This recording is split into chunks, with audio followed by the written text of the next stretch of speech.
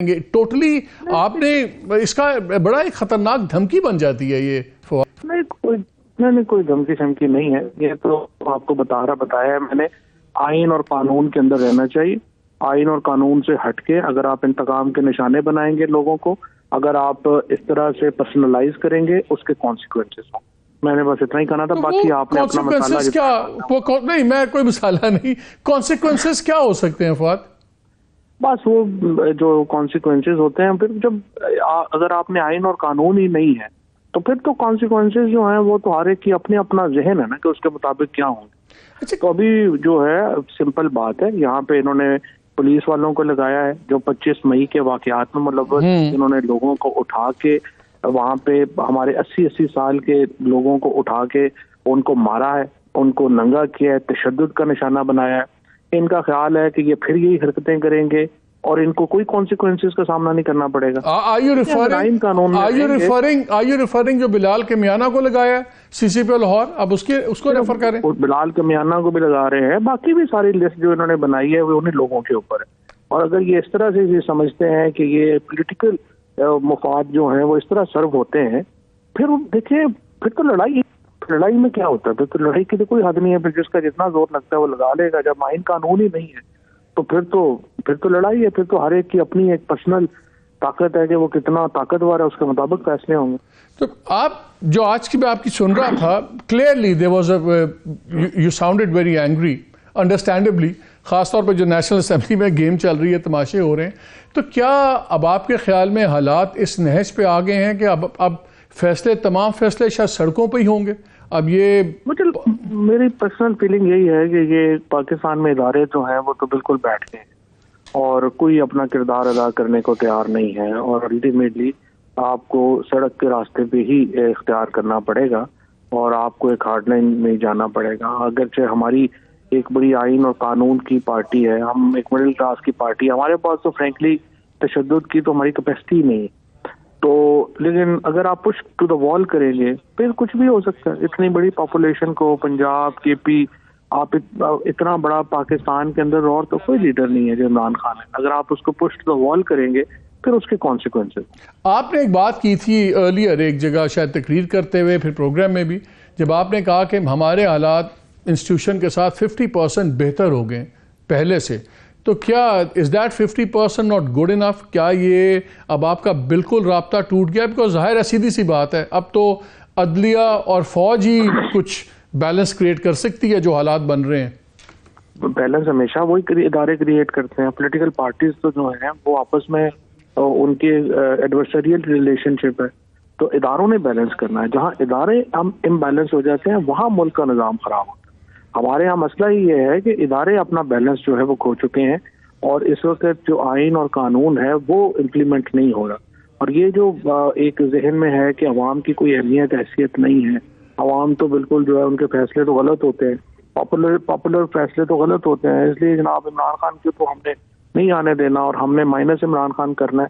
ये जो अवाम के लिए कंटेम्प्ट है इदारों में, वो जब तक ख़त्म नहीं होती पाकिस्तान आगे नहीं चल सकता। फवाद, लास्ट क्वेश्चन, क्या आपके ख्याल में एक परफेक्ट स्टॉर्म या परफेक्ट क्योस तैयार किया जा रहा है जिसके बाद पॉलिटिकल पार्टीज, पॉलिटिकल एंटिटीज जितनी हैं वो डिसक्रेडिट हो जाएं और फिर एक नया, जिसको हमेशा कहते हैं जी, एक phoenix shall rise from the ashes, और एक नया कोई निज़ाम की बात हो रही है? क्या आपको इस बात का खतरा लगता है? लेकिन मालिक इस वक्त सबसे ज्यादा डिस्क्रेडिट तो इदारे हो रहे हैं, पॉलिटिशियंस और political parties to actually to be fair with, after I think many decades, उनकी तो जो पब्लिक परसेप्शन है वो is much better than our institutions. तो असल में जिन्होंने ये काम जो करना है, अगर आपने जिन इदारों की अपना इस वक्त पॉपुलैरिटी ग्राफ इतना नीचे है, वो कैसे जो है वो करेंगे? आपने यही तो इदारों में और अवाम में इतनी दूरियां तो कभी हुई नहीं जितनी अब क्रिएट हुई हुई। इसको तो बड़ा सोच समझ के आगे चलने की जरूरत है। कोई निज़ाम नहीं बदल सकता। इलेक्शंस के अलावा पाकिस्तान के मसाइल का कोई और सोल्यूशन नहीं। आप जितना मर्जी और इधर उधर अपना वक्त ज़ाया करना चाहते हैं आप करें। और अगर इलेक्शन इस तक नहीं होते, अर्ली इलेक्शंस नहीं होते, ये चीज़ें नहीं होती, तो फिर इसका 100% ब्लेम आप किसको डालेंगे? फौज पे? नहीं, ये तो इदारों पे आएगा जी। नून लीग वगैरह तो इनकी कोई कैपेसिटी नहीं है। ये तो सारे क्लर्क बैठे हुए हैं ना, इदारों के बगैर तो ये हो ही नहीं सकता। पाकिस्तान में जो इदारे हैं उन्होंने फैसला करना है कि उन्होंने कॉन्स्टिट्यूशनल बैलेंस बहाल करना है या नहीं करना। बाकी ये शहबाज शरीफ वगैरह के इन बेचारों की तो कोई नहीं है, तो सिर्फ जहाज वगैरह एंजॉय कर रहे हैं, कभी उधर जाते हैं कभी उधर जाते हैं। इख्तियार भी जो हुकूमत पेट्रोल प्राइस बढ़ाने के लिए नेशनल सिक्योरिटी कमेटी की मीटिंग बुलाए, उसकी कितनी अथॉरिटी है। लिहाजा ये तो सिर्फ उन्होंने अपने लोगों को ओबलाइज किया हुआ है, 70-80 लोगों को। कॉन्स्टिट्यूशनल बैलेंस बहाल करना इदारों की जिम्मेदारी, और वो बहाल करना पाकिस्तान के लिए इंतहाई जरूरी। आपके ख्याल में करेंगे? देखिए, ये नए चीफ से उम्मीद तो है कि वो रिव्यू करेंगे अपनी पिछली पॉलिसीज, और इन्हीं के साथ एक उम्मीद वाबस्ता की जा सकती। लेकिन वो जब उनके वफद का मेंबर आपको बिल्कुल कबूल नहीं है, सीएम पंजाब, तो उसके बाद क्या उम्मीद अभी भी कायम है आपकी? उम्मीद तो है, उम्मीद है। उन्होंने चीजें जो हैं लेट्स सी, आगे उन्हें कुछ वक्त देना, हम समझते हैं कि उन्हें कुछ वक्त चाहिए अपनी चीजें समझने के लिए, अपनी पॉलिसी बनाने के लिए। अभी उनकी पूरी पॉलिसी तो जो है वो फुल फ्लैज अभी नहीं आई, और उन्होंने एक बात ही सिर्फ अभी तक पॉलिसी के ऊपर की थी जब से वो आए हैं। उन्होंने कहा था कि जी हम चाहते हैं कि बड़े मसले जो हैं वो कंसेंसस से हल हो। तो ये इसके अलावा उनकी कोई लाइन अभी तक सामने नहीं आई है। तो वो जब अपनी पॉलिसी देते हैं तो देखते हैं कैसे आगे बढ़ते हैं। आपकी किसी भी लेवल पे बातचीत हो रही है इंस्टीट्यूशन के साथ?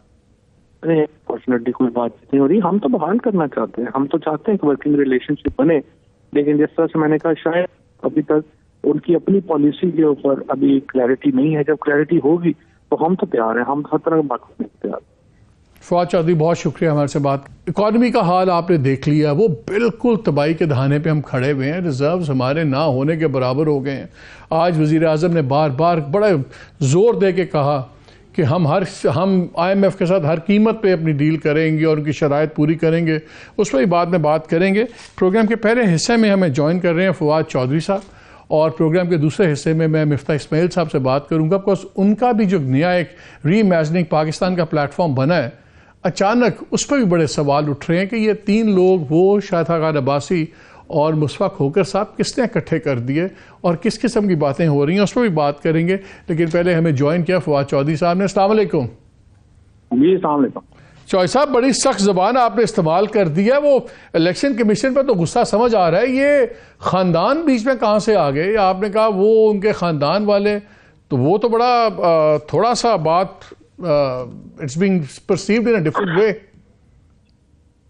देखिए, बात यह है कि जो इस वक्त की सिचुएशन है उसमें तलखियां पैदा कर रही है ये लोग। आइन कानून को बिल्कुल इन्होंने पामाल कर दिया हुआ है, तमाशा बना हुआ है। इलेक्शन में आर्टिकल 105 कह रहा है कि जब डिसॉल्व होगी असेंबली इलेक्शन की डेट देंगे। आज हफ्ता हो गया है, ये गवर्नर और जो इलेक्शन कमीशन है, लेकिन ये कोई अपने क्लर्क तो नहीं है, ना इनको कोई आइन की परवाह है, ना इनको कानून की परवाह है। अगर ये पर्सनलाइज हो रहे हैं तहरीक इंसाफ के खिलाफ और हमारे खिलाफ, तो फिर हमें भी पर्सनलाइज होने का हक है। अगर आइन और कानून को बिल्कुल ही तहवाला कर देना है, और जिस तरह आपने इंटरव्यू में बिल्कुल सही कहा, एक मजाक बना हुआ है पाकिस्तान के अंदर, अगर आपने इस तरह से चलाना है तो इसके क्या कॉन्सिक्वेंसेज होंगे। ये तो नहीं है कि हम हाथ पे हाथ बढ़े रहेंगे या हम भूल जाएंगे। भूलते तो नहीं है ना लोग, फिर भूलते नहीं है, और फिर उसके कॉन्सिक्वेंसेज होते हैं, और वो कॉन्सिक्वेंसेज फिर बेयर करने पड़ते हैं। नहीं, वो तो फिर एक मुस्लिम लीगी सेनेटर साहब ने भी तकरीर कर दी थी कि जजेस, हम तुम्हारे पे, तुम्हारे ख़ानदान पे ज़मीन तक कर देंगे पाकिस्तान की, और आप लोगों ने उसको बड़ा क्रिटिसाइज किया था। मुझे समझ आ रही है कि आप इलेक्शन कमिश्नर के खिलाफ बात करें, आप जितने लोगों को आपने कहा कि जो ये गवर्नमेंट ज्वाइन करेंगे हम उनका हिसाब करेंगे, बिल्कुल समझ आती है। इवन आपने गवर्नर्स पे सख्त ज़बान इस्तेमाल की, लेकिन आपने उसको क्वालिफाई किया कि आइन के तहत फांसियां लगती हैं तो लगे, रस्से गर्दनों में पड़ेंगे। बट व्हेन यू से कि हम आपके और आपके ख़ानदान, तो वो तो एक बड़ी सीरियस थ्रेट आप दे रहे हैं। ख़ानदानों को किस तरह बीच में ला सकते हैं? क्या आप उनके घर वालों को तशद्दुद करेंगे? क्या करेंगे? टोटली आपने इसका बड़ा एक ख़तरनाक धमकी बन जाती है ये। नहीं, कोई धमकी शमकी नहीं है। ये तो आपको बताया है मैंने, आइन और कानून के अंदर रहना चाहिए। आइन और कानून से हटके अगर आप इंतकाम के निशाने बनाएंगे लोगों को, अगर आप इस तरह से पर्सनलाइज करेंगे, उसके कॉन्सिक्वेंसेस हों। मैंने बस इतना ही कहना था। बाकी आपने अपना मसाला क्या नहीं, मैं कोई मसाला नहीं, कॉन्सिक्वेंसेस क्या हो सकते हैं फवाद? बस वो जो कॉन्सिक्वेंसेस होते हैं, फिर जब अगर आपने आइन और कानून ही नहीं है तो फिर तो कॉन्सिक्वेंसेज जो हैं वो तो हर एक की अपने अपना जहन है ना कि उसके मुताबिक क्या होंगे। तो अभी जो है सिंपल बात है, यहाँ पे इन्होंने पुलिस वालों को लगाया है जो 25 मई के वाकयात में मुलव्वस, इन्होंने लोगों को उठा के वहाँ पे हमारे 80-80 साल के लोगों को उठा के उनको मारा है, उनको नंगा किया है, तशद्दुद का निशाना बनाया है। इनका ख्याल है कि ये फिर यही हरकतें करेंगे और इनको कोई कॉन्सिक्वेंसेस का सामना नहीं करना पड़ेगा। आर यू रिफरिंग जो बिलाल कमियाना को लगाया सीसीपी लाहौर, अब उसको रेफर करें? बिलाल कमियाना को भी लगा रहे हैं, बाकी भी सारी लिस्ट जो इन्होंने बनाई है वो उन्हीं लोगों के ऊपर है। और अगर ये इस तरह से ये समझते हैं कि ये पॉलिटिकल मफाद जो है वो इस तरह सर्व होते हैं, फिर देखिए फिर तो लड़ाई में क्या होता है, फिर तो लड़ाई की तो कोई हद नहीं है। फिर जिसका जितना जोर लगता है वो लगा लेगा। जब आइन कानून ही नहीं है तो फिर तो लड़ाई है। फिर तो हर एक की अपनी एक पर्सनल ताकत है कि वो कितना ताकतवर है, उसके मुताबिक फैसले होंगे। तो आप जो आज की मैं आपकी सुन रहा था, clearly there was you sounded very angry, understandably, खासतौर पर जो नेशनल असेंबली में गेम चल रही है, तमाशे हो रहे हैं। तो क्या अब आपके ख्याल में हालात इस नहज पे आ गए हैं कि अब फैसले, तमाम फैसले शायद सड़कों पर ही होंगे? अब ये मेरी पर्सनल फीलिंग यही है कि ये पाकिस्तान में इदारे जो हैं वो तो बिल्कुल बैठ गए हैं और कोई अपना किरदार अदा करने को तैयार नहीं है, और अल्टीमेटली आपको सड़क के रास्ते पे ही इख्तियार करना पड़ेगा और आपको एक हार्ड लाइन में जाना पड़ेगा। अगरचे हमारी एक बड़ी आइन और कानून की पार्टी है, हम एक मिडिल क्लास की पार्टी है, हमारे पास तो फ्रेंकली तशद्दुद की तो हमारी कैपेसिटी नहीं है।